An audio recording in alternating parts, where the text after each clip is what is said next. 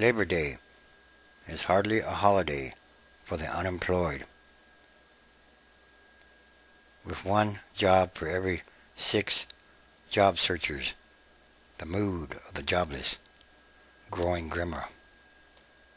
And every day it's a battle. The approximately 15 million unemployed Americans won't enjoy Labor Day as a relaxing respite from work. Instead, they'll once again need to prepare to get up, hit the pavement, and keep hunting for a job.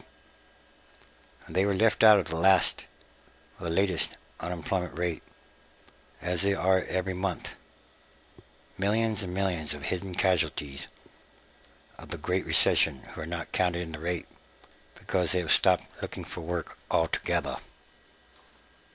And as the jobless rate nears 10%, the official jobless rate, even those fortunate enough to be employed worry about keeping their jobs. But for those without them, it's a daily struggle with emotional and economic distress. The nation's jobless rate jumped to a 26-year high of 9.7% in August, from 9.4% in July. It's expected to top 10% this year and keep climbing into part of next year. The post-World War II high was 10.8% at the end of 1982, and it could take years for the unemployment rate to fall back down. But there are some fundamental changes going on with the economy. It's getting scary, said one man who has spent the past several months studying for a high school equivalency degree. He said he's using his time to study and improve himself, but he fears being thrust into a new career after spending so many years as a machinist. He said, "I've been doing this since 1980. That's what I know. It's stressful whether you have a job or not. If you are out of a job, it can be very demoralizing to know that the tide has not turned. And for those still in jobs, there is a constant worry that there's going to be more layoffs, which could be likely. The worst recession since World War II has claimed a net total of 6.9 million jobs, and more losses are expected, casting a pall over this year's Labor Day. The strains of rising unemployment are making people, those with jobs and those without, more frugal, and they're likely to remain cautious, very cautious spenders in coming months, thereby crimping the budding economic recovery, if there be such a thing. Once again, no job creation, no real economic recovery. The economy cannot keep losing hundreds of thousands of jobs month after month. And there's just no way the economy can recover. Not really. Because American consumers drive 70% of the spending in the economy. And if they don't have jobs, they're not going to spend like they used to. And also, they're not going to pay their bills, perhaps like they used to. In turn, the people that they owe, they might not be able to pay their bills. It's like an outward spiral or a downward spiral effect.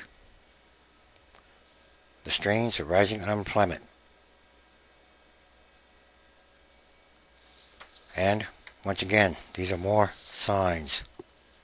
It's a different age now, and you never know what's going to happen. It's horrible out there, said one woman. I have no prospects, so every day it's a mental battle when you get up. An Associated Press GFK poll last month found that 43% of Americans were worried some or a lot about losing their job. even though the pace of layoffs has slowed. And statistically, that wasn't much change from the results in February, when job losses were much heavier. And a growing number of people have grown so frustrated that they've stopped looking for work. The number of such discouraged workers totaled 758,000 in August, nearly twice as many as a year ago.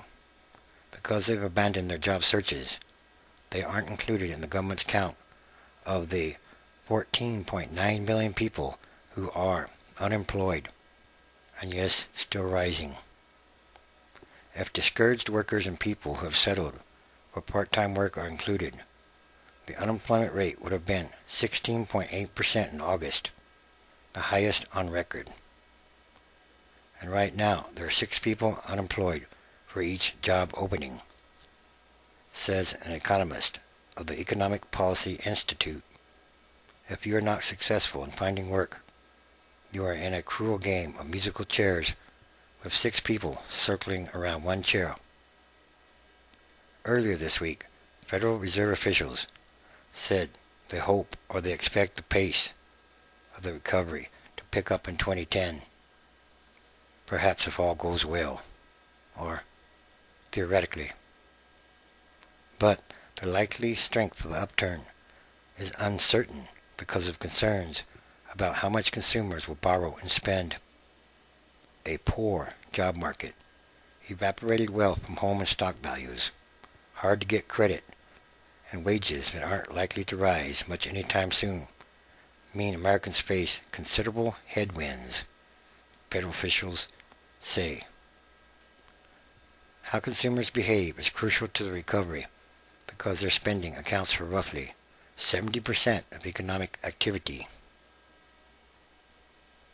Labor Secretary Hilda Solis's advice to the unemployed: I would tell those workers and families not to lose sight of hope. She urges them to seek the skills, education, and training needed for new jobs, but she acknowledges these are tough times.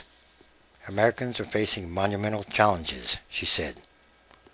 I know that every job lost, every hour cut from the work week means another family having to make difficult decisions.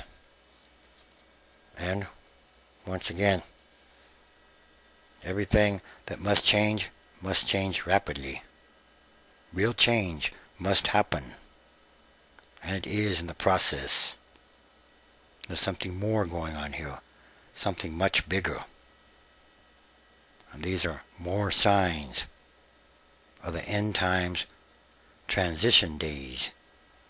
Transition is ongoing and happening daily, all around the world. And there are many signs in many different ways.